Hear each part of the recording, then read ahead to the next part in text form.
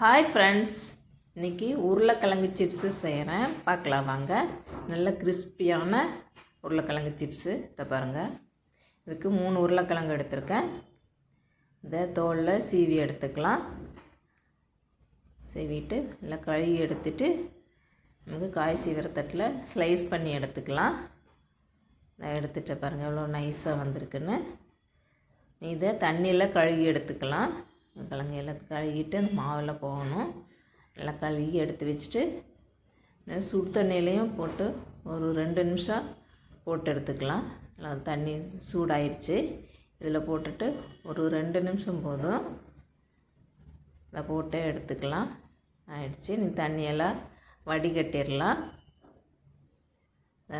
வடிகட்டிட்டேன். நீ அதை ஒரு துணியில் போட்டுட்டு கொஞ்சம் நேரம் ட்ரை ஆகிட்டு இன்னும் ஃப்ரை பண்ணி எடுக்கலாம். அதை கொஞ்சம் நேரம் ஆயிடுச்சு. இனி எண்ணெயில் போட்டு ஃப்ரை பண்ணி எடுத்து சிப்ஸ் ரெடி ஆயிரும். அதை பாருங்கள், ஒன்று ஒன்றா போட்டுட்டு சீக்கிரமாக இது வந்துடுது. பாருங்கள் எவ்வளோ சீக்கிரம் வெந்துருச்சு.